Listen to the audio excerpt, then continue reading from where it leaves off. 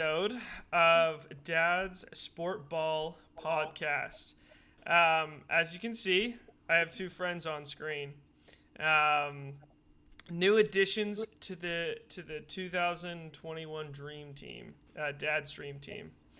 So we got Matt and we got Jeremy. Hey there. Hello. Pleasure So- to be here. Tell us about Yeah, glad to be yourselves, here. Matt. Thanks for You go having us, first. Cole. Tell me about yourself, Matt. Tell the viewers what you bring to the team. You know. Oh, what do I bring to the team? I think Cole asked for, what was it, Jewish Miami flair, if I remember correctly. Yeah. So I guess that's what I'm expected to bring to the team here. So I got reporting live from streets in Miami. Good. I'm coming loud from the Bay, and I'm just your average degenerate sports fan who is looking for more excuses to watch sports and hang out with his buddies. Hell There you yeah. go. Hell yeah. Yeah. It's the name of the game. No, I had to bring you guys on, like we did so many times in college.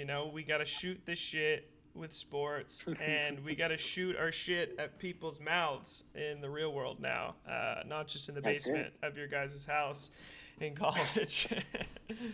And we've already really honed our chemistry as a unit, given our experience in intramurals. Yeah. Right. No, and I had Right. said that on the last episode. Matt. I caught that. Matt was our star power forward, had that sweet mid-range jumper, Little elbow shot right there. Yeah. The He's number long. of picks I've made for Cole's threes. Yeah. And Didn't count it. let's not forget the time that I broke Matt's ankles and he was out for a while. I mean, I've never really played basketball since that day.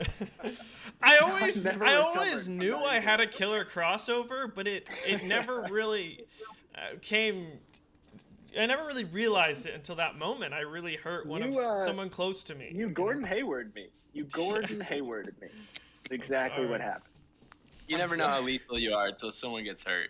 Yeah, I mean, Yeah. I'm like the Hulk. I just like, I have this great gift, but then I hurt the people around me, Yeah. A classic story. But Story. we got a lot of good topics coming up. On the next few episodes, we'll do one on the Raiders, and of course John Gruden. And they're playing a really important game this weekend against the Chiefs. So we'll have to do maybe this weekend after the game or something. We can do that story, and it'll be even more interesting to see who wins that. How they do. Yeah, it's good. Yeah, A struggling Chiefs team and a Raiders that have been through a tough couple weeks. dude. Yeah. Like, I can't even imagine what that locker room's like. Either it's do one or two things. Either they're like come together, or it's silent. I can imagine it just being silent. Disarray. Yeah. Yeah. Yeah, it doesn't look like they're coming together right now. And a lot of people talked about it, but people thought they might get OBJ.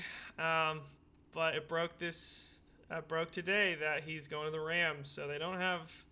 If you were OBJ, would you have even considered entering that team right now? No, I mean, I think what I heard, it was between the Packers and the Rams.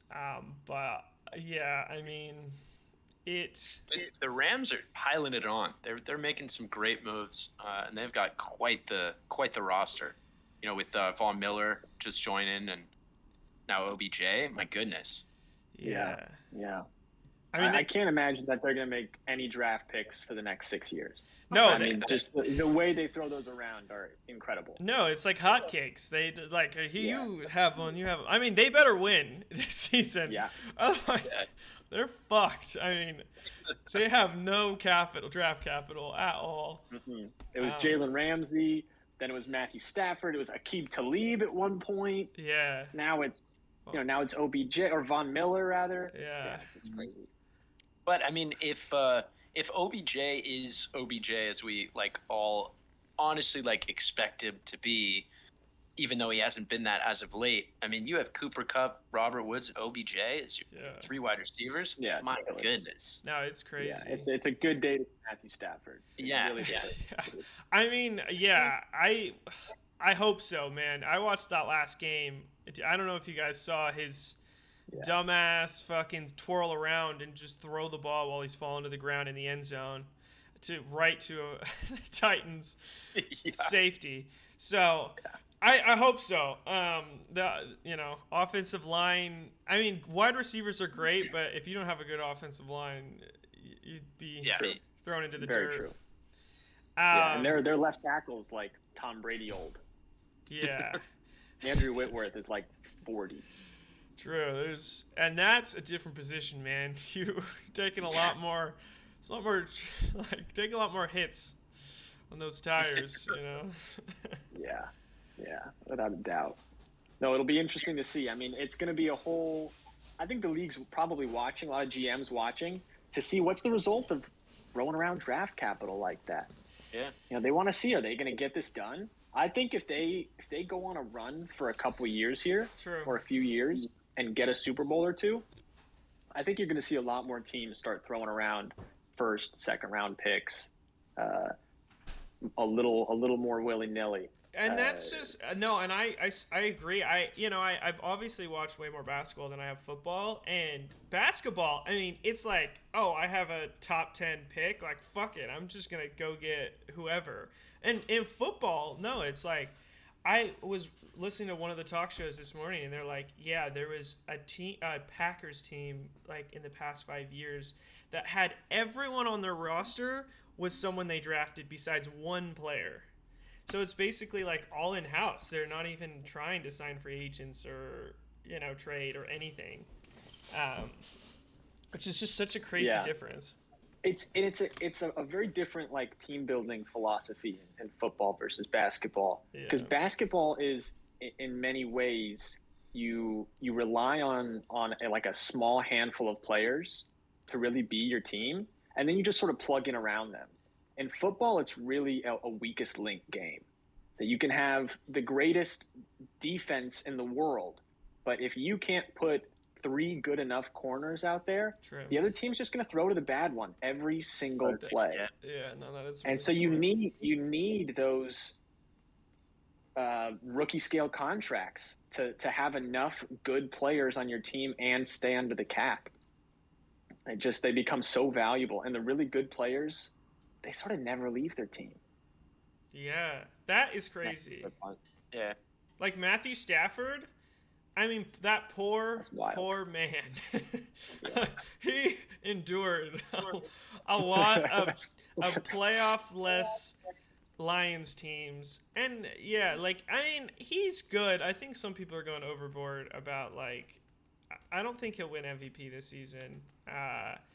But he's just a staple, like you can always rely on him. It's almost a trope in fantasy football drafts that like you take Matt Stafford late and you're fine. Like it's just like he's not going to be putting up numbers like Mahomes or Jackson or whatever, but he's going to play his role and he's going to do well at every game. Like you can count on him. Yeah, and I think he leads the league in fourth quarter comebacks right now. But to be fair, that's a bit easier to do when you're behind every single game. It's anytime the Lions won, it was a fourth quarter comeback. It's the only way the Lions were ever able to win. Funny. Yeah, that's a great point. No, that's such a funny stat. And I think he's in like 3 playoffs games, and obviously they've lost like all of them. So it's like, does he? So bad for Jared Goff. Oh God, yeah. Just like has to look back over his shoulder at this just like immaculate team that's only getting better. He was a number 1 pick, wasn't he? He was like, he did. He was 1 or 2. I think it was him and Wentz the same year. I thought so, right?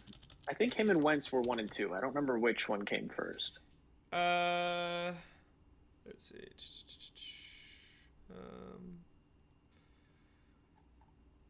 Let's see, draft spot. Yeah, that's a good question. No, he was number 1 overall. He was. There you go. In 2016. He did well for the Rams. I mean, it's not like people kill Jared Goff, but it's not like the Rams were like some fucking shitty team. They No. got to the Super Bowl, lost. Yeah, that's true. To the GOAT, but yeah. But that was the year they scored like 7 points in the Super Bowl. I mean that I think it was who was the running back they had. Gurley, and I think he got hurt. He was sort of hurt that game, and then it was he wasn't the same as what he was. Exactly, and they were like, "Well, let's give it to our quarterback, I guess, because we have to." And then that's what happened. They scored single touchdown. Yeah, and I mean, Belichick is one of those guys, right? If you're playing against Belichick, you know he's going to take away your first and your second options, and you have to be able to win a game with your third and your fourth and your fifth against that team, and they just weren't able to do it. I mean, I remember after that game, Sean McVay coming out and just saying straight up, "I got out coached." Like he just said, "I got out coached." Yeah, that's all it was. And Sean McVay's good. They didn't even get a touchdown. They didn't. It was 13-3. Was the final score. But I looked up the score because I was gonna make the point. Like the defense held up pretty good. I mean, like you're holding a GOAT to 2 touchdowns. Like that's pretty solid. But they couldn't get the end zone. And a topic for another time. But like every time Brady has won a Super Bowl, he's had like a top 4 defense in the league. So it's like he's the GOAT, but like. Damn, Belichick knows how to put together a fucking for sure championship defense. Oh God, yeah. But I think that's why him winning for Tampa Bay was such a pivotal moment in his career, because it really separated him in some regard from the legacy of Belichick. Their defense was insane. They had a top 5, top 3 defense. They had a top 5 offensive line. They had 3 star wide receivers. I mean, he had everything he could possibly ask for. He still got to get the job done. That Bucks team is essentially what this Rams team is now, right? You've got this defense that has Aaron Donald, who's probably the best player in all of football if you take out sort of positional values there. No, you got Jalen Ramsey. Now you got Von Miller. True. Like, this is a stud defense. He's got all the weapons in the world. You got a good offense.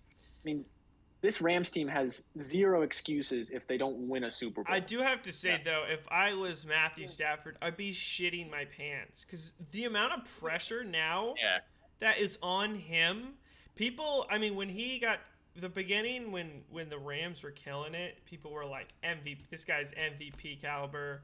And now their team is stacked. Like, if they don't win, like, whew. Yeah, that's a good point. It'll be interesting to see how he holds up in those really important playoff games. Oh, God. The second and third playoff games, No, you can't do a spinning throw in the end zone to a defensive corner, dude. Like that's in the playoffs. That's what you lose the game like in a heartbeat from that stuff, especially with the teams in the playoffs. Like,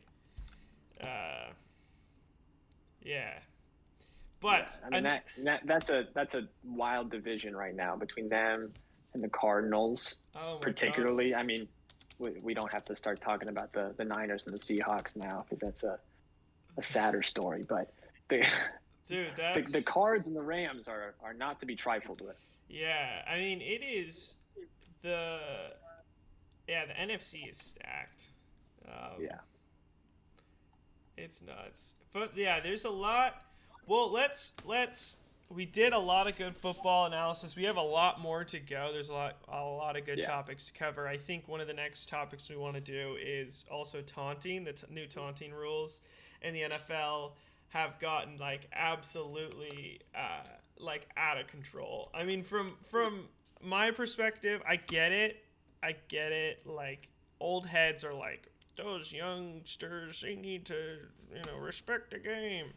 But they're clearly watching, how popular baseball is becoming right now and how well they're doing as far as viewership, and saying, oh, we should really model our approach after them. Yeah, because it's like, which fan was asking you for this? Find me one. I don't think anyone was. I don't think not even fans, but any of like, because a lot of times it'll be like the owners will go to Roger Goodell and be like, hey, dude, like, fucking, we need to put a stop to this. I don't even think the owners give a shit that much. I don't know. I mean, like, you see how long it took for just celebrations to be allowed in the NFL as they are now, and it's just ridiculous. Like, these are people, like, let them celebrate when they do something that they're getting paid to do. Yeah, you know what I think is going to happen? What we saw with the touchdown celebrations is slowly they got to the point where the league was upset about it. So they came on and they just brought the hammer down and they quashed all of it. Then when the pushback got so hard and the backlash really came at them, their only option was to say, okay, fine, all celebrating's good. And now you've got like 9-man coordinated dances in the end zone. Because I'm all for it. I don't know.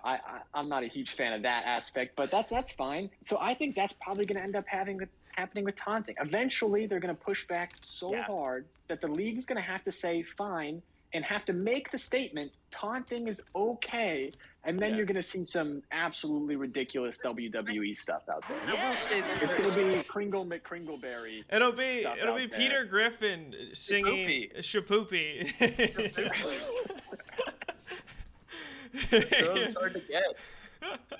No, there is a line though, right? Like as much as I'd love to see taunting as part of the game as celebration is, there's certainly a line. Like, totally. And that's going to be the trouble that the league puts themselves in. Like what you're saying, when they get to the point that they have to allow some level of, people reacting in such a way that right now would be deemed as taunting. They're going to have to try to find where that line is. And that's a much harder thing to do. Yeah, they're putting themselves in a tough position here. Yeah. No, as opposed to just not commenting, now they're going to have to go and draw some lines in the sand, and it's not going to be easy. Yeah, that's classic NFL overcompensation. Yeah. Nah. Yeah. So we'll talk about that in future episodes. Let's get to the NBA. I think all of our expertise is basketball, obviously. No surprise there. But so last night, Lakers Heat. It was a really close game. I was gonna say good. Yeah, it wasn't a good game. I was gonna say good, and then I had like PTSD flashbacks to like turnovers and like. What was it in the first like 5 minutes? No one made like a field goal. It was basically just like missed shots, bricks, and turnovers. But close game. Lakers, I want honestly kind of surprised, won it at the end in overtime, and so we're gonna. I would make the case that the Heat lost. Yeah, I mean Lakers basically held the platter and was like, okay, here you go, Tyler Hero, just make this three and you can go away. He had more than one chance. He did to have a big three, and it wasn't like he was given the ball and was in a position to take that shot. Like he said, I'm taking this shot. Yeah. He made the space for himself. He took it in his own hands, and he missed. The Heat still lean on him more on offense than you want to lean on such a young player when you have so many good veterans on this team. And it continues to be a problem for them, especially with the spacing issue. Well, both teams have these spacing issues, but the Heat, when Duncan Robinson is hitting shots, this is an entirely different offense. And when he stops hitting, he went 3 for 13 last night. When he goes 3 for 13, this is a tough game. Well, I mean, it's easy to blame Hero because he was the one taking those big shots. But just before that, Robinson had 3 free throws when they were down by 3, and he missed 2 of them. Yeah. And like you just can't have that. I'm surprised. Now he just got a big contract too. I'm surprised, Matt. I mean, you watch more Heat games than I do. Is this normal for Duncan Robinson to take 16 field goals? That seems, for like a shooting, for like a pure 3-and-D guy, that's a lot. That's a lot of shots. Yeah, and you know what? It's probably too generous to call him a 3-and-D guy. He's a 3 guy. Yeah. That's what he does. He is paid to be on this team and be a flamethrower from behind the arc. That is his job. And when they went on that insane playoff run that not even Heat fans saw coming. He was the most dangerous guy on the floor. It was really something. Their whole offense was surrounded around getting Duncan Robinson open looks from three, and he made teams pay for it. And when your players your stars are Jimmy Butler, who you don't want to have taking threes. Like, you don't want to lean on him in that way out of volume perspective. No. Bam Adebayo, all these guys, even Kyle Lowry, who really thrives more in like a mid-range shooter, create some space, make defenses make bad decisions. You need those guys to be killing it from three, and they lean so heavily on Duncan and Tyler Hero to do that. I mean, it was their 3-point shooting, and I agree with you. Of course I watched 2020 championship against the Lakers, and they were like lighting it from three. And last night, Kyle Lowry and Duncan Robinson were a combined 5 for 23 from the 3-point line, and they shot 23 out of the 37 3-pointers that the Heat have. I mean, that I almost would, if I was Spoelstra, I would just be like, get your butt in the paint. Yeah. Like, Jesus Christ. The problem is, though, is that they're the only ones to shoot. That's the other guys aren't shooters. You need them to space the floor, because when you space the floor on that team and you allow Jimmy Butler and Bam Adebayo to attack the rim, this is an unstoppable offense. But the second those guys stop hitting threes, the really dangerous part of it goes away. They become a pretty well-oiled offense, totally different from the Lakers in that sense, right? Like when the Heat everyone's are on the floor, everyone's different than the Lakers. the Heat are pretty well together, especially considering Lowry's new there. The Lakers feel awkward every time they get the ball in the half court. Oh God, it's like a high school kid like getting introduced to like his girlfriend's parents like for the first time. Every time they're in the half court set, dude. It's nice to meet you. What do I do? You have a very lovely home. No, it's I feel awkward for them. I'm like, oh God, like Russ, what are you doing, dude? There's no space right there. Anthony Davis is right there. You can't go there. There's no room. Well, I was like pretty concerned about Russell Westbrook's like production and going to the Lakers, just because I feel like, and having been on the Wizards and the Thunder, like he hasn't had that many people around him with as much talent as, LeBron and AD. And so I was worried that was going to like, at the end of the day, he's a scorer. Like he makes it happen. And I was thinking like, oh, that's going to pull away from it. But now he's getting opportunities where like LeBron's not playing and he's still not able to put it together and make it happen in the same way that we saw him do for the Wizards. I think that was the point. They're like, LeBron's fucking old, dude. LeBron is like, a glass of wine a night can only do so much for your health. Like, LeBron is fucking old now. Like, that was the point. And that's a really good point, Jeremy. You bring up the Wizards, you bring up the Rockets especially, and OKC, is they didn't have a player like Anthony Davis. And I wonder if that's what's really bothering Russ. Because LeBron is shooting like, when he was playing, shooting a ton of threes. Like he was shooting like 10 threes a night or something. So it's not like he was crowding the paint. I think it's Anthony Davis. And Russ isn't used to having a post player on the high or low block just sitting to run there. The pick and roll. And absolutely. I think you're 100% right. And I think the easiest example of that is you look at when he was in Houston on the Rockets, when they started putting PJ Tucker at the 5 and not playing Clint Capella, he exploded. It was open. He exploded. Like it was legit. You just had 5 people on the perimeter. That's why I said the Rockets are the perfect example. There was no one. No one was playing typical power forward or center position at all. The fact that Anthony Davis can shoot. Like they should be able to have him at the 5 and put together plays and sets in volume with pick and fades between him and Russ that you can't stop because one of them is going to be able to attack the rim. Mm-hmm. Mm-hmm. And I think part of the reason, and I don't think it was a huge effect of this game, but Anthony Davis, his whole career, has insisted he's a power forward, despite the fact that he's obviously your ideal center for today's game. He could be probably the best center in the NBA. But when you have him and Dwight Howard or him and DeAndre Jordan or JaVale McGee, like whichever period of his time you have, now you can't have Russ attack the rim. Yeah. You could barely have LeBron.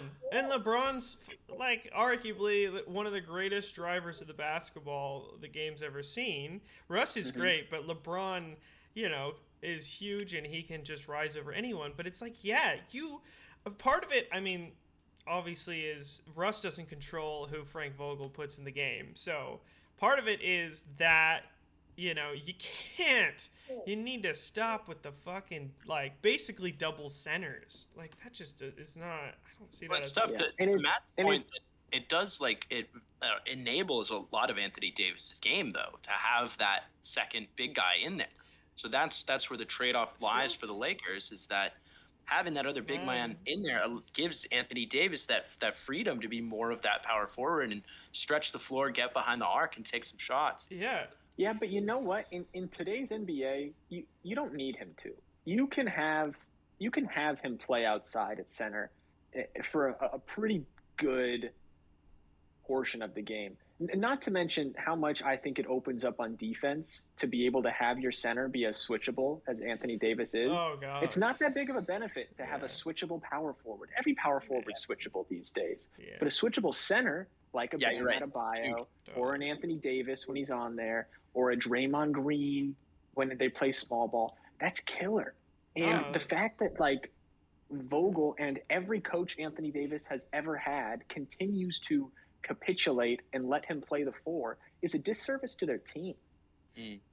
And you know, part of it is Anthony Davis has been so outspoken in the past about wanting to play the four. I think that's part of it. Is Lakers are going to do whatever the fuck Anthony Davis wants to do. He wants, Like, they're going to give him the contract. They're going to give him the keys to the car. Like, I mean, LeBron's on the way out eventually. And this is going to be Anthony Davis's team. So they're like, dude, we'll do whatever. But, so Anthony Davis got 5 offensive rebounds. Like, that's pretty good for the game. And, going back to Jeremy's point, I think that is because they had, like, DeAndre Jordan, Dwight Howard, but, at what cost? I saw the Warriors game on opening night, and Warriors out-rebounded them with fucking basically 2 centers out there. So that's the way the game's going. Warriors center is Draymond or Kevon Looney. Yeah, and they got out-rebounded, and it's the guards. The guards, I mean... That's averaging, like, 7 rebounds a game or something like that. He's one of the smallest guys out there playing point guard. Yeah. I especially with the amount of threes being shot, the ball bounces way far out of the paint, and the centers probably aren't even in play to get the ball on some of those. So, it is frustrating at times. I'm really curious to see where this Laker train is going, because I call it a train because I see it on the tracks and it's swerving now and again. And it's either not something you want trains to do. Yeah, I don't know if you know how tracks work. But that's the point. Is it's either gonna hit the side of the fucking mountain, or they'll just like power through and make a late playoff push. But it's a spectacle either way. I mean, it's a runaway train. You know who was a big surprise for the Lakers yesterday? That was super cool to see. Honestly, was Avery Bradley, man. Well, that is funny because the Warriors waived him. I thought you were gonna say Malik Monk. Well, both of them, true. I mean, because to me, I mean, when you have LeBron, you have Anthony Davis, you have Russell Westbrook out there, we keep talking about spacing, especially when you throw in somebody like Dwight Howard. You have Carmelo out. Like, You have all those players, and you have a guy like Malik Monk. Basically, the Hornets, he was a high draft pick. I mean, he's like top 10, I think. They just gave him away. They just let him walk. I mean, it was like, bye. Like, well, he never became the shooter he was supposed to be. Yeah. But to me, like, this is now your opportunity, right? Like, this is a team in desperate need of a go-to three-point shooter to add spacing. If he steps up, I think that could be the sort of thing that makes the whole thing work. Yeah. Mm-hmm. No, I totally agree. You just need those role players to step up and fill in the gaps for sure. And that's a great point. I think the role players have lately, at least the past few games. Mm-hmm. I mean, you look at this. You have Avery Bradley 17 points. You have Malik Monk 27 points. Carmelo 12. Wayne Ellington 12. And I mean, they shot the lights out of the three ball. I think it's fun. Yeah, I will. That was something I wanted to bring up. That is the part to me that if I'm a Lakers fan, what scares me the most is you shot 48% from three and probably shouldn't have won this game. You can't be losing games when you shoot 48% from three. Yeah. And it goes back to they had 22 turnovers. I mean, basically offsets that 18 for 38 3-point shooting. But that's why they were in that game, and that's why they ultimately ended up winning. It's because of Malik Monk and Avery Bradley stepping up and playing bigger roles than they have all season. Totally, and that's where I think I think it's not. I don't think it's the role players. I think it's the starters. Russell Westbrook. I mean, I think it's the coaching. Seriously, I think when you have this much talent on a court, and you can't put a team out there with a cohesive offense, that's a coaching fault. No, true. Yeah, true. That's a great. You have to be. If you're not a well-oiled machine with good players, like you have good players, and you keep playing that terrible brand of basketball. Not that they're terrible basketball players or they're playing terrible basketball. That's not an offense anyone wants to emulate right now. And that's a coaching issue. I see it. No, totally. And to that point, Frank Vogel has always been known as like that defensive coach. I mean, because he was he coached, I think, the Pacers back in the day when LeBron was on the Heat with the Big Three, and they always had Eastern Conference battles. But I think his thing was always defense. So. I mean, this could, like you said, be a little bit of a weakness coming out for Frank Vogel. I think the flip side of that is exactly what you brought up. If I'm a Heat fan, which I am, what scares me in that moment is, one, like you said, you forced 22 for turnovers. I say forced because they weren't all forced, but you got 22 turnovers, and you couldn't put this game away. They're shooting. This is a team where your defense is supposed to be your brand. It's supposed to lead you into your offense. 22 turnovers is supposed to be the poster child of how you win games in this team. I mean, the shooting from three was the issue for sure. What is it, 27%? I think as a team. And that that could just be a off shooting night. It happens. I mean, Duncan Robinson, he does definitely have on nights and off nights for sure. It's been an off season so far for Duncan. Yeah, I'm looking up stats. Let's see. Plus minus almost 3. Free throws shooting is an issue. Yeah, absolutely. 32%. You're getting close to Russell Westbrook, man, and at any point you're getting close to Russell Westbrook, you take a look. He's below league average for a guy that's literally just paid to make threes. Yeah, he's shooting. That's 9. a problem. This team doesn't make a deep playoff run with Duncan Robinson playing how he's playing right now. Yeah, they don't. No, you're so right. You're very right. I got a question for you guys. Lakers Heat. Right now, who wins a 7-game series? With everyone healthy? That's the real question. Is there something about the Lakers that just injure the fuck out of the Heat? Like, we go back to 2020 championship, dude. That's true. And then you go to the last night, Jimmy Butler, mysterious, I didn't even know what happened. He kind of like twisted his ankle, but he's out. It's like, what the fuck? I'm sort of interested to see how this team adjusts. I think this is big time opportunity for Tyler Hero to step up and be the man in this offense. And we're going to see if he's really ready to do that. Yeah, I think that you're right. If he can just, because he's teetering on that point. He's playing a super solid role and playing it pretty well. He's just hasn't quite gone to that next level where he's winning the game. Like he's the one. He's put the ball in his hand, make it happen, and that's what they're missing. Yeah, 20 points a game. That's huge. That's quite the jump. I mean, what was he last season? He was 15. He's shooting 42% from 3 this season so far. I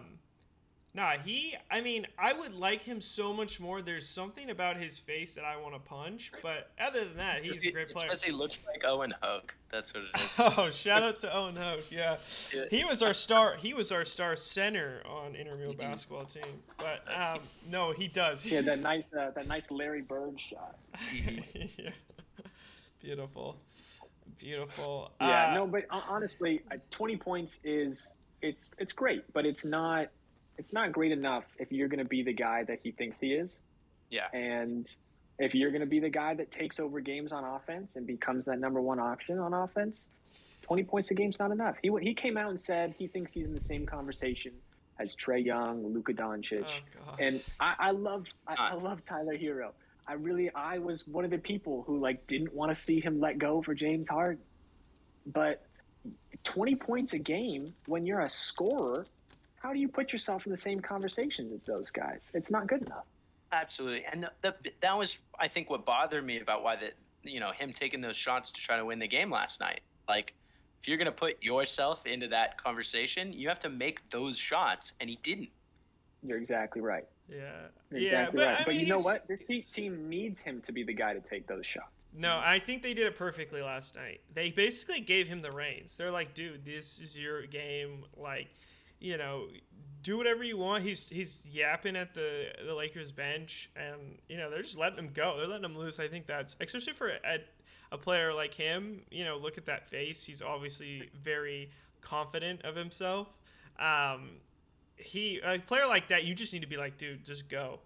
Talk shit, make hoops, shoot as much as you want. Give him the green light. I agree, totally. But yeah, it was a good game. Why don't we, real quick, before we switch over to the Warriors, I just want to show this great sequence of all the turnovers from Russell Westbrook last night, just to get a sense of what we're talking about when we say Russell Westbrook may be a problem for the Lakers. The elite Miami Heat defense that's forcing all these turnovers. Yeah. Oh, beautiful. Beautiful. All right. Wait, let's go back. They're skipping Shannon. Look at that. Boom. That was a terrible pass. Beauty. Who you throwing a... He's just throwing it into no man's land, hoping his guy catches it. He's No, he's like Patrick Mahomes when he's falling down and he's like, you know what? I'm just going to throw it 50 yards to Tyreek Hill and hopefully he catches it, but who knows, Yeah. Mm-hmm. Yeah, no, that's a problem. I think it would be it's important to call him out for this stuff. It would be unfair if we didn't also point out this game does not go to overtime without Russell Westbrook hitting some big shots at the end of the fourth. No, absolutely. Yeah, no, you're so right. I mean, at the end of the day, it's still Russell Westbrook. We're criticizing him because he's throwing the ball around like it doesn't matter who catches it, but it's still Russell Westbrook who is one of the best scorers out there, as just an athlete, and he can get it done. The fadeaway jumper that he had in the middle of the paint to tie it up, that was a clutch shot. I was like, dude, where has that been? And that goes back to the point of like Rockets, Wizards. He played one season there, and everyone was having this exact same conversation the first like 3 months of both of those seasons. Especially at the Wizards, he started out terribly. The Wizards sucked.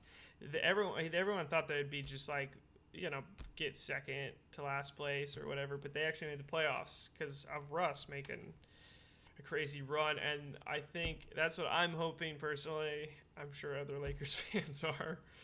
Yeah. Right. Sure. Yeah. I mean, look, the Lakers, they made some good offseason moves, but they made one big offseason move, and it's Russ. So they're banking on him figuring this out. I will say, I don't know. I want to hear about how you felt about it. I loved how Anthony Davis played. Oh. I thought he was aggressive. I thought he was attacking. I loved it. No, and that gave me flashbacks to the 2020 championship run. I mean, he dominated. Who they play? They played the Blazers first, then they played the Rockets. Funny enough, and then they played the Nuggets, and then the Heat. And he just dominated. That none of those teams, besides the Heat, had like a good, defensively dynamic, like power forward or center, and he just cut them up. And last night was reminiscent of that, man. He got 5 offensive boards. He was just battling in the paint. He fell on the ground a lot less than he usually does in games, which is always good to see. Yeah, for sure. I think you're right, and Bam is the exact sort of mold of the kind of person you want guarding Anthony Davis. Exactly. But I thought he beat him all day. Like, when Bam fouls out, that's not good defense. When you're a star player, you can't be fouling out of games. Wait, I forgot to bring this up. Udonis Haslem played 5 whole minutes because Anthony Davis was schooling Bam and Dedmon. They both basically fouled out of the first half. They had 3 apiece. Yeah, fouls. Bam played, I think, like 7 minutes in the first half, something like that. Yeah.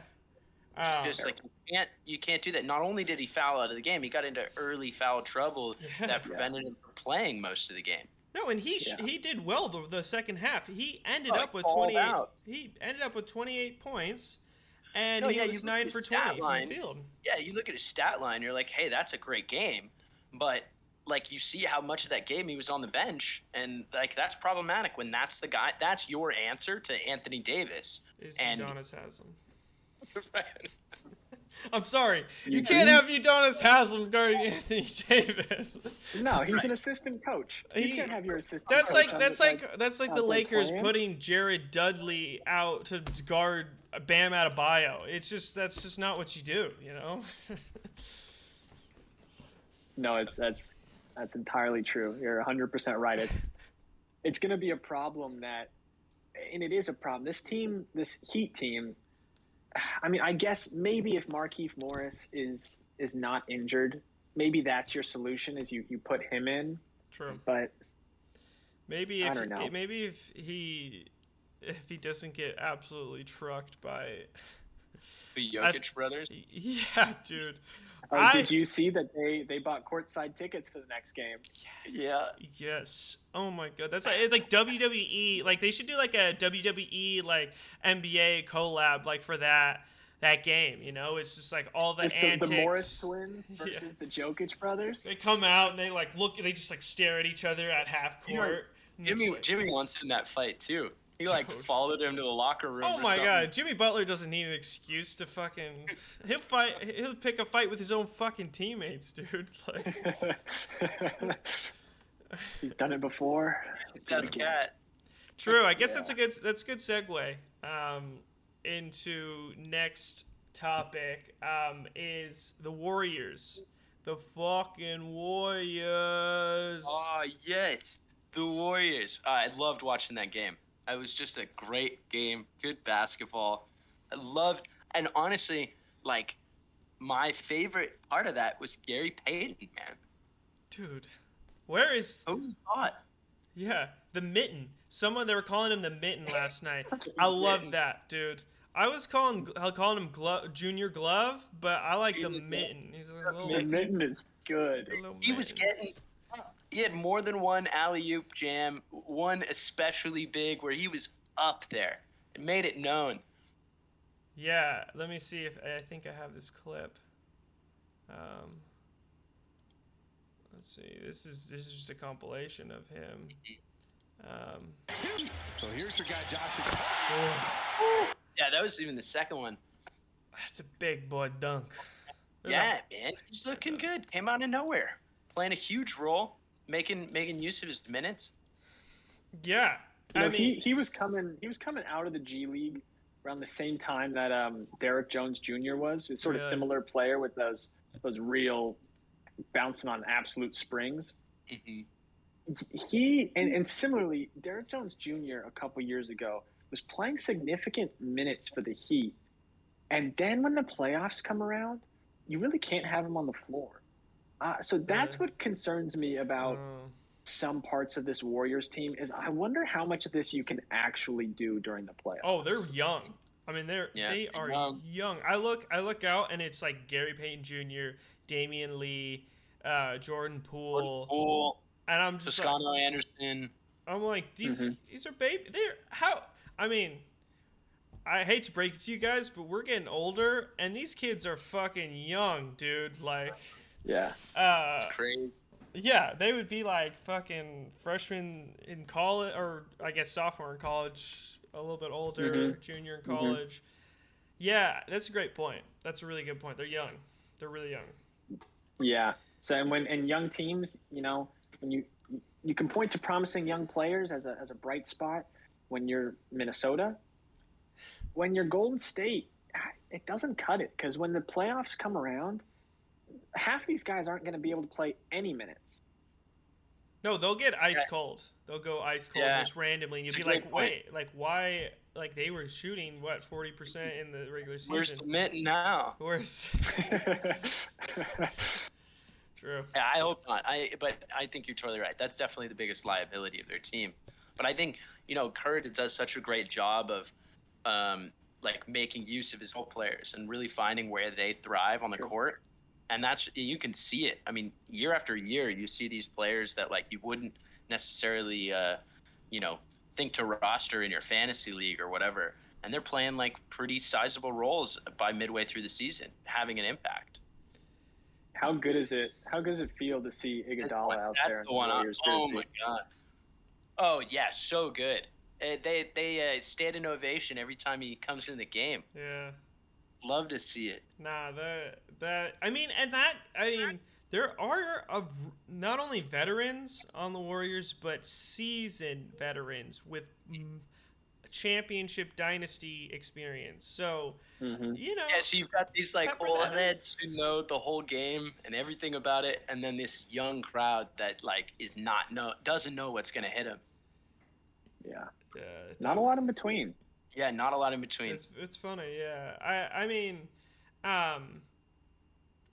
It's a really interesting team. They are killing it though. 10-1. I mean, literally, you have Stephen A. Smith like for the last week has been like, "Oh, that's my new pick now," and that is so surprising. I don't know. Did you guys think that they would be this good? No, not at all. And I'm a this good? No. Yeah. I thought they'd be good. I didn't think they'd be this good. Yeah. No, Cole, you brought it up in some of the earlier episodes where you're talking about, Dame's struggles of like carrying a franchise and how it's hard for a point guard to carry a franchise because they're just smaller, like it's hard to be that person. And, Steph is Steph, of course, but looking at their lineup going into the season, you're not thinking that they're going to be doing this. But they are, and they're making it work.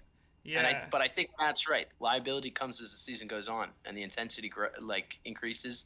You put those people in some like high stress, high impact plays, and that's what we'll see if they really are. If Stephen A. is right. Yeah. Track record on that's not fantastic. Yeah, no, I'm not. Yeah, let's not pretend like Stephen A. Smith is is a prophet of NBA picks. But no, he's profited off it though. That's true. Sure. Very. That's very smart, Matt. I like that. Well, how about Wiggins though? Wiggins, yeah, let's talk about that. As I showed on YouTube on some of those clips of Wiggins yamming on Cat. How good, like, I think about it when I'm so hungry and I just get like this fat burrito from Taco Bell and I eat it and I'm just like, that was so satisfying. Do you think that's the same way Wiggins felt? I think Wiggins probably felt like you did when you were eating the burrito, and Cat felt like you the next morning. Yeah, that's a good point. Yeah, well, and then, I think who's my toilet in that situation? Is it D'Angelo Russell or? I think it's the state of Minnesota. But now imagine if like you're like the burrito that you're trying to eat is like someone's not gonna let you eat that, right? So it's like someone's standing between you and your burrito. Not only do you get to eat that burrito, but you get to take it from them. You know? So it's more like me going out and stealing someone's burrito that they have in their hand, and then I eat it in front of their face, like that. Yes, exactly, Gotcha, okay. exactly like that. I think we've nailed it. Analogies. That's our strong suit on this show. Karl Anthony Towns, a big man, and Wiggins put him on a poster. Yeah. Cat struggled last night. No doubt about that. Cat struggled. He was 6 for 19, 30% from the field, 5 for 10 from 3, but only 17 points. 10 of 19 of his shots from 3. Yeah. Wow. Like, what are they doing? You're 7 feet tall. Yeah. Yeah. What are you doing? That doesn't cut it. Yeah, I mean, he's averaging 22 And that's the indictment. points. That's the indictment people have had on Cat his whole career, is that he doesn't get to the basket aggressive, leaning on his impressive athleticism and skill set to get the job done nearly enough. Yes. And that has been the indictment on Anthony Davis for a while, until he got to the Lakers and played with LeBron.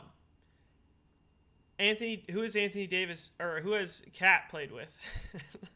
Wiggins? Is Wiggins telling him this gold mine of knowledge? I don't think so. I really don't think so. No, Jimmy Butler, who seems to have that effect on the Heat players, but did not on the Timberwolves players. No. Not at all. I think Cat, like he's never had that like elite guard to have that like yin and yang with, who can run the pick and roll and really make it happen. I mean, it just hasn't D'Lo a little bit, but D'Lo's not playing that point guard role as much as he is the shooting guard role. Yeah. So it's just like, I feel like that's what Minnesota's really been missing a lot. And he and D'Lo still haven't played much together. There's their injuries kept keeping only one of them on the floor. Yeah, you're right. That's the issue. Like, I'm sorry, but D'Angelo Russell, his injury issues are nothing new, and same with Cat. I pose this question to you guys: if you're the front office of the Wolves, and I say this while looking at Anthony Edwards' stat line last night. My goodness, Ant-Man Edwards. Are you like, wait a sec, Cat who? Like, Cat who? Are we pivoting our whole like mentality here? Like, honestly, I would be looking at it like that. I'd be like, wow, okay, Cat's a good player, but is he, dropping a 50 piece? I don't think so. How many more years does he have on his contract? Which one of them? Karl Anthony Towns. That's a good question. Let's see, Carl. I want to say he has like three more years, something like that. I do think he's tied up for a while. But I'm almost. So, do you but the trade question him? too is like, so you trade him? Yeah, but That's what I'm saying. You trade him for what? For good defense. The Wolves' problem, I don't think, is scoring. If you can have Anthony Edwards, a second-year player, dropping a 50 piece, is your issue scoring? I think it's. Yeah, but are there any available defenders who are good enough to give up an asset like Ben Simmons? Ben Simmons. Is that who? But they're not going to take Cat. So you need a 3-team trade. True. I forgot about that. Like that makes no sense. A Beal or a McCollum. You do a Lakers thing on the Philly. You have Cat and Embiid on the floor at the same time, and you're so big and tall. Look at how tall we are. No, that's a good point. So he signed a 5-year deal in 2018. Okay, so he's only got a couple more years on that contract, and he's gonna leave. No, you trade him. No, you trade him now. You trade him now before he fucking walks out the door. Yeah, he's gonna leave. He's not happy. I will say this Timberwolves team hasn't been good in an extraordinarily long amount of time, and it's not his fault. Right. Like the T-Wolves have not been one cat step forward away from being a good team ever. Right. Well, how about let's just start with them being a middle of the pack team. Let's just start there. Let's fucking. I get it, but let's. That's just what I'm saying. I'm saying if Cat's gonna walk in 2 years, and you have Anthony Edwards averaging almost 26 points a game. Yeah, you sell Cat, get as much value as you can from him, and start building around Anthony Edwards. Absolutely. Yeah, I think the D'Lo move was truly just to have Cat re-sign. I think that's what it was. That's his best friend. I think that's the whole purpose. 1,000%. And I don't think they thought Ant-Man was going to be this good. No. I don't think anyone did. No, I didn't. It's so funny because people, when the draft was happening, were like, this draft fucking sucks. Like, who gives a shit about this draft? And everyone's like, oh, I don't know, Anthony Edwards, LaMelo Ball, like, whatever. And it's like, I can easily see Anthony Edwards, LaMelo Ball, like, all-NBA teams in 5 years. Easy. Mm-hmm. Mm-hmm. They could become, franchise cornerstones I'd say for good teams. They probably won't be good teams, but it won't be their fault. But for a long time, like these guys seem like they're gonna stick around cornerstones of the NBA for a long time. Yeah, I think there's no question about that. They're just so talented. Like they make it happen. Yeah. So back to the Warriors. I know we started the segment about the Warriors. So let me pose this question to you guys. Realistically, what is the ceiling for the Warriors this season? Do you think like they're actually like 7-game series? Do you think the Warriors with Klay, let's assume Klay Thompson is at 70, he's healthy, he's playing, but he's at like 70% in the playoffs. Do you think they're beating the Nets in a 7-game series? Yes. No.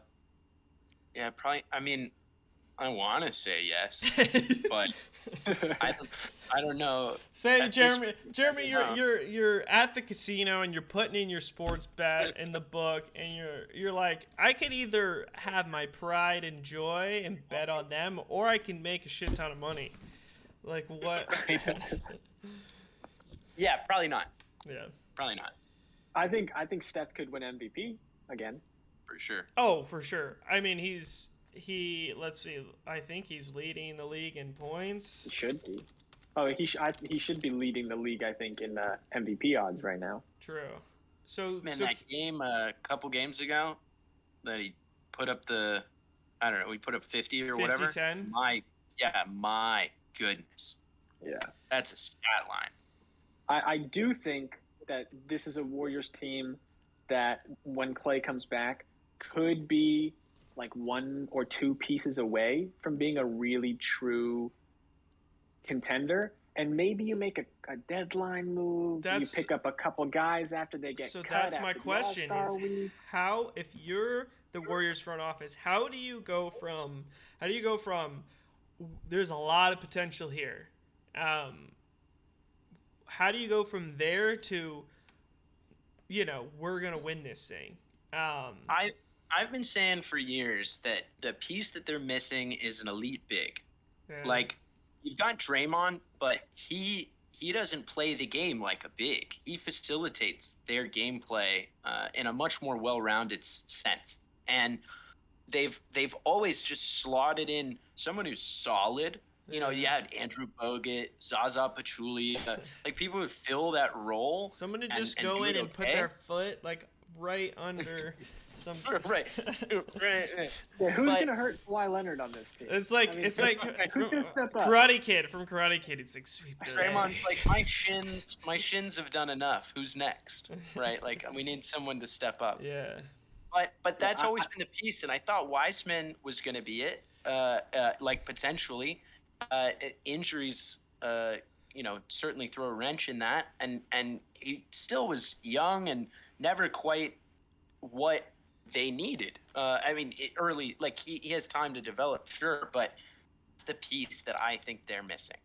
Yeah, I think they're also missing one or two Rondo type players, and I don't mean a point guard specifically necessarily, but a veteran who's been around, who elevates in playoffs, who can come in and play 20 minutes in a playoff game when you need him to, and he's not a defensive liability. He moves the ball well on offense, who can just be a good, solid veteran role player. They probably need another 2 or 3 of those guys. So going back to your point, Jeremy, do you think, though, having a more prominent big would mess up that flow, that small ball flow that the Warriors have?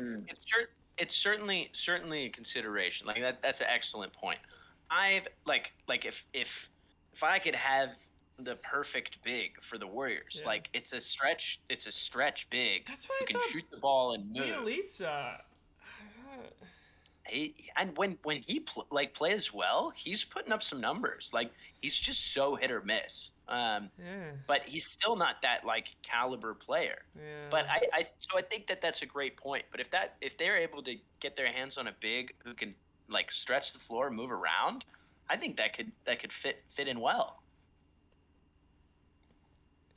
Yeah. Yeah, I agree. I certainly think it would help them elevate. Wiseman, I think, is supposed to be that guy.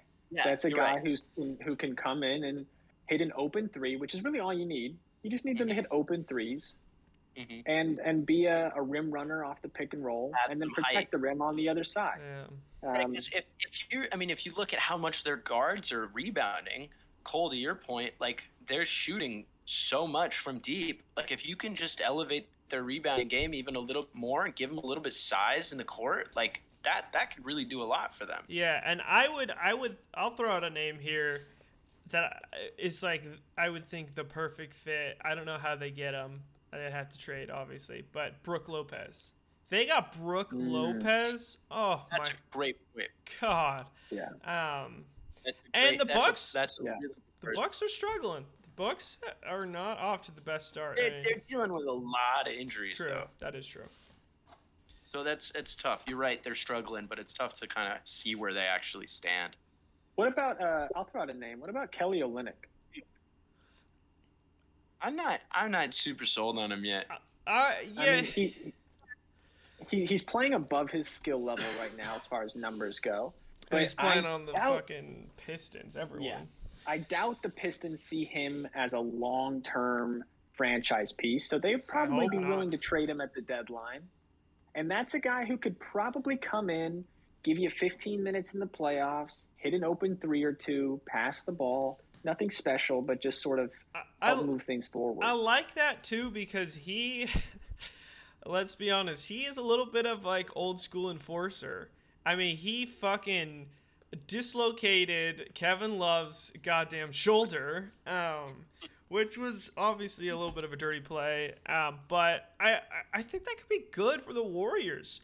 They need someone in the middle that people are scared of when they go in and drive to the basket. No, that's a great point. I feel like even he's coming into his own a bit.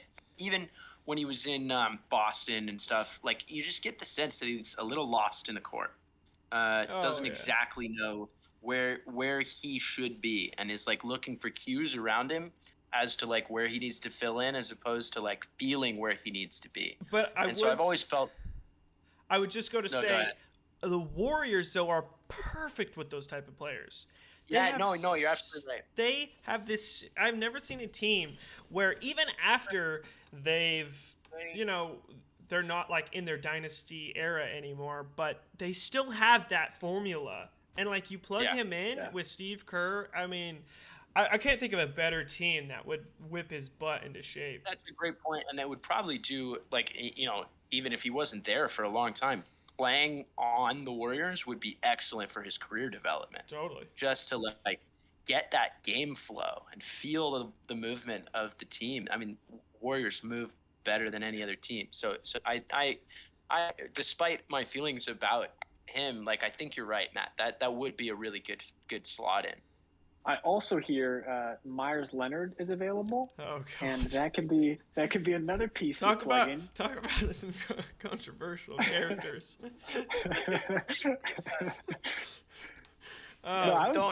For all video games. For everyone out there who doesn't know Myers Leonard, I think he was drafted by the Blazers. He's a stretch 5. He's a big dude, stretch 5. But he was playing Call of Duty or something, streaming live on Twitch. Shout out to Twitch. And he said some anti-Semitic. He used the K word. He used the K word. He used the K word, and it was more of like he got killed, and it was like a reactionary thing, right? Which I understand. But you can't say that. But why is that the K word, anti-Semitic K word, your fuck word? Like I'll be like, oh fuck, but why are you fucking like? Yeah, it's not a good sign. And there's too many of us Jews down here in Miami for him to be able to stick around. True. He ain't come back to the Heat. That's for sure. No. You might be able to get away with that in like Memphis or something. I don't know how many Jews are in Memphis. I'm assuming not many. I would probably say not a lot. Not a lot. Low on the ranking for sure. Yeah. But I do agree with you, Jeremy. I think they need to elevate it to 5.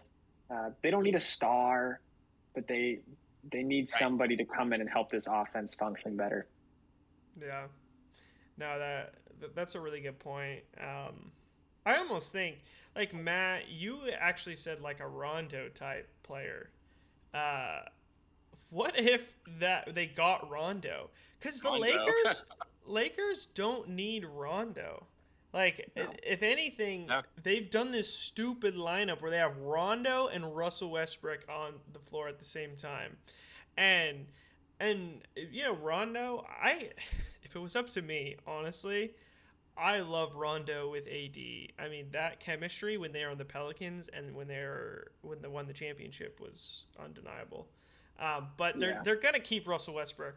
What if Lakers Warriors did a trade for Rondo as that backup floor general? I think it'd be great for the Warriors. I just don't see the Lakers giving them Rondo. I think purely from a but the Warriors would have to give something up. Well, that is true. But the Warriors have to give something up. But I think you're right that secondary floor general is a big piece they're missing, because as soon as Steph is off the court, who's running? Who are you putting the ball in their hands to run everything? It's Jordan Poole. Like, you don't want that guy to be running your offense at this early stage in his career. Yeah, I mean, it used to be Iguodala, right? And they really have never been able to find an Iguodala since then. And I mean, Wiggins is becoming a heck of a player, but that's not the kind of player he is. Yeah, he doesn't run the offense because he fills a role in it. and he scores, and he can find like really good chemistry if there's someone on the floor being that general, but he's not that guy. Yeah, and I would say especially in the playoffs, it's a ton of half court sets, and younger players just have a harder time like scoring, in those half court sets in isolation, and it's harder to pass like the Warriors do. So they almost need someone who can run that offense, in the half court set in the playoffs, because there's just so much of that. Yeah. That's great. Yeah. I mean, a Dennis Schroeder type of impact. Don't get me started. I mean, I don't know who that guy. I don't know who that guy is for them. But they're gonna need somebody if they're gonna really go long in the playoffs here. They're gonna need somebody to come in, because I don't think that person's on the roster right now. Yeah, I agree. So before we go, because we've been talking for a while now, this was a good episode. This was great stuff. One last thing. Give me a percent that you think Klay Thompson will reach, like, at the end of the season. What percent will he be himself at his peak this season when he comes back? 90. I'm feeling aggressive with Klay Thompson. Wow. I think really? I think that's the caveat I will give is I'm thinking offensively. His defense, I don't know. I just don't know at all. And that was an important role of his, right? He was their number one go-to man-to-man defender there. No, he was guarding the opposite, opposing point. He was guarding the Kyries every single time.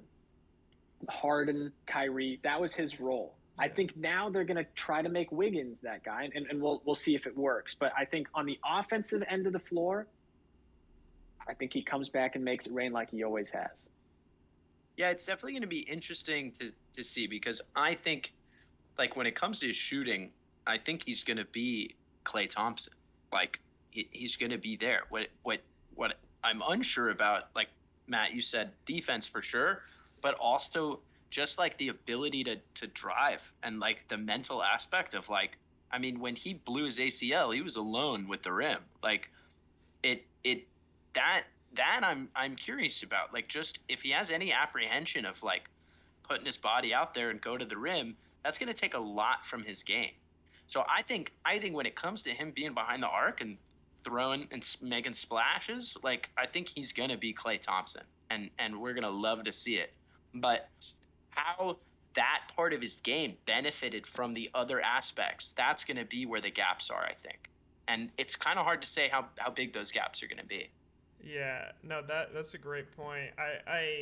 I think I'm more like getting close to like 70. And I say 70, 60, even because his defense, like you said, was such a big part of his game. And I would say, for context, he hasn't. So it was a series of injuries that put him out. And so if we're looking realistically, he hasn't played on an official NBA game for over like 2 years. 2 years, yeah. That's a good really point. sad. And there's just something I've read and I've heard of being on that court, like real time, real game on the line, is like, it just takes it to that next level. And I'm wondering, with this shot, can he get the bounce? One, can he get the bounce that he used to have? Because a lot of shooting is in the legs. And two, the thing about Klay and with Steph is it's not that they're good shooters. They're good at getting open. They're getting good at running off-ball picks, running around, getting their man confused. And is he going to be able to have that speed and that change of pace, like when he's trying to juke out his defender to get open? I have a feeling he's not going to be as open. Maybe because, I mean, if they have as many shooters as they do, he will. But my thing is, like, Jordan Poole's killing it, and he's young, he's spry. He's going to be able to get open more than Clay. So I'm really interested to see that aspect too. How is he going to share the minutes with some of these up and comers? Like Damian Lee and Jordan Poole. Man, I just like you're talking about that, just that feel of being on the court and the atmosphere and the hype, and coming into that, having experienced what he's experienced, like there's no way you don't play scared for a period of time. Totally. Just with something as simple as going up for a rebound or whatever, any little thing that could be the next thing that takes you out for another year. Cousins. Yeah, although I tell you, he appears to be coming back angry, Clay. I don't know if you've seen his press recently, but he was mad they left him off the top 75. He's mad people have been counting him out. He's feeling very slighted. So, he said he went through a bit of he went over a hill where he was feeling sorry for himself for like a real long time and not in a good place, and he went over this hill that now, like you said, he's fired up and has like put himself into a good position to come back. So that's great to hear. But it's one thing to say those things. It's another thing to show up on the court for that first game and feel that way and really feel confident in your body. Very true. If you have any lapse in confidence in your own body, like that's a scary position to be in. Yeah, I mean, and also you get banged up on that court too. It just a bump in the knee, a twist of the ankle. But I really hope that doesn't happen. He is a all-time great three-point shooter. The NBA is better with Klay Thompson. Yeah, and without a doubt. Yeah, without a doubt. I mean, that is, no one wants to see him be out for that long, and I hope he does. I really hope he does come back. The old Klay Thompson, and the Warriors are back to, winning ways, dynasties. Everyone loves a dynasty, but it's tough. It's tough. We love the Warriors. And Jeremy loves the Warriors. I like the Warriors. But, that should probably wrap up our show.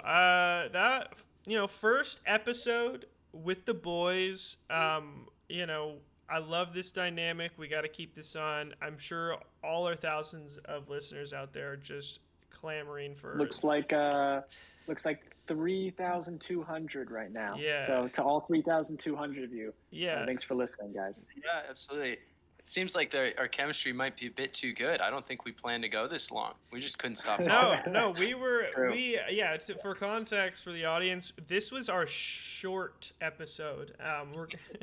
We're going to have a long episode on Saturday. We promise it won't be long. It's going to be so long. Yes. We promise we won't go too deep. Cole, thank you for having us. Yeah, no, absolutely. Absolutely. This is the crew now. This is our talk show. So let's get it going.